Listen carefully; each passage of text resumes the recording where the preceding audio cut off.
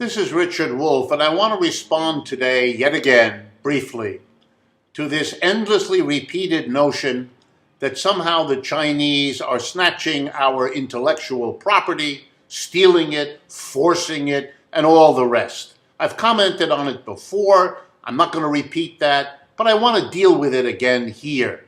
And there are two reasons. Number one, trade wars have a nasty habit of becoming military wars, killing large numbers of people, and that's a tragedy we need to avoid. It's happened twice in the 20th century. World Wars I and II were heavily shaped by economic conflicts, trade wars, investment wars, and so on among the combatants in the war. That cannot be allowed to happen again. Much of the history since then has been an effort to do that.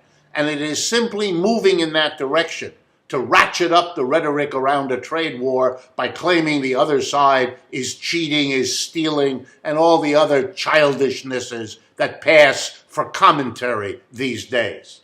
And the second reason I want to oppose it is there's more than a hint of racism here, some kind of idea that the Chinese people and the Chinese culture couldn't on its own develop science and technology and has to rely upon stealing from the West in general and the US in particular. That is really offensive material and should not be taken seriously. Let me explain. In the past, I have explained how and why most technology is transferred.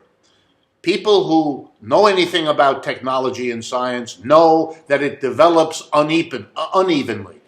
This scientist makes a progress that another scientist takes longer to do. It develops quicker in this field than in that field, in this country rather than in that country. The conditions of scientific research vary. The inspiration governing the scientist in question varies, etc., etc. So it develops unevenly.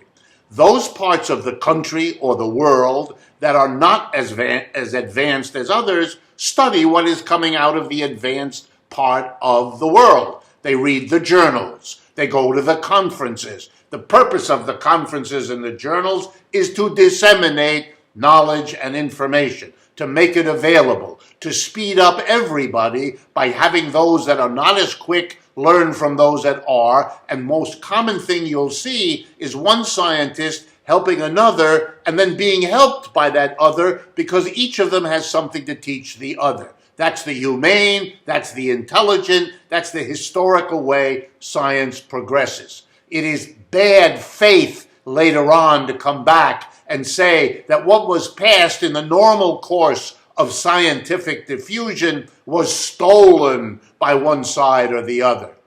No one forced the American companies that went to China in the last 30 years, cutting deals to get access to Chinese cheap labor and to get access to the Chinese market, which is one of the fastest growing markets in the world. No one forced the American companies that wanted those things to go there. The deal the Chinese made with them is, where we are behind you technologically, that's something you can give us. And what we will give you in exchange is low-wage labor, very disciplined, and access to a rapidly growing market. American corporations made that deal because it was profitable for them to do so.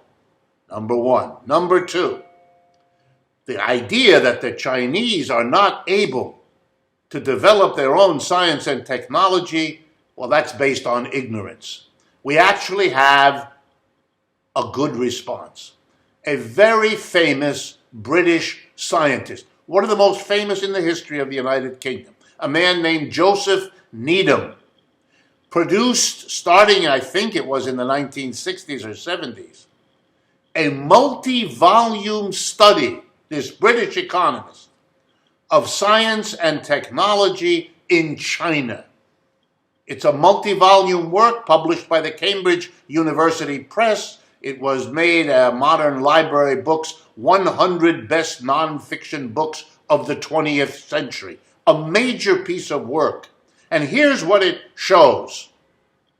The Chinese, far from being backward, have, over the last several thousand years, often been in the forefront They have developed science and technology which was way ahead of the West and which the West copied, which is what is normally done.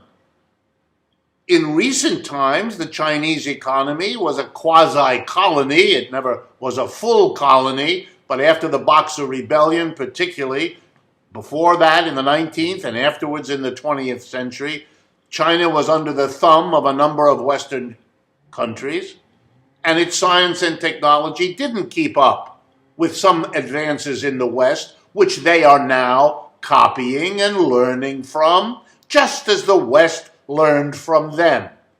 But to pick out one phase of this complex interaction that we have documented thanks to Joseph Needham and his colleagues who've produced this work, Science and Civilization in China, taking up much of the last half of the 20th century, it is clear that the implication that the Chinese have no experience at or don't know how to develop science and technology is not only bad faith, but is based on total ignorance. We are not going to win some technological race. That's not how it works. We're going to have to exchange. We're going to have to live to learn and learn together, because the alternative slows everybody down and is a one-way road to war and catastrophe. Shame on those who argue for that road, who take the cheap shot of calling thievery what has been a long tradition of scientific development, just as proudly accomplished in China as anywhere else. And this has nothing to do with endorsing the current Chinese regime or being without criticisms, neither of which come from us. But you have to call it what it is in the face of this crude, warlike level of accusations that are simply wrong.